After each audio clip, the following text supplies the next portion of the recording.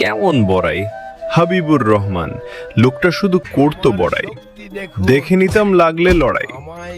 উইডিবিতে মারতো ঘুষি, চোখ পাকিয়ে জোরসে ঠুসি, বাহু ঠুকে ফুলিয়ে ছাতি, বলতো আসুক বাঘ কি হাতি।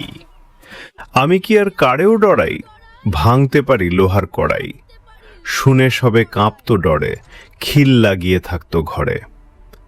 একদিন এক ভোরের বেলায় বেবাক লোকের ঘুম ভেঙে যায়। ঘর ছেড়ে সব বাইরে এসে বাড়িয়ে গলা দেখল শেষে।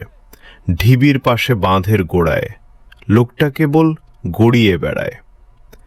ব্যাপার কি ভাই, ব্যাপার কি ভাই, ফিসফিসিয়ে বলল সবাই। কি হয়েছে ভাই?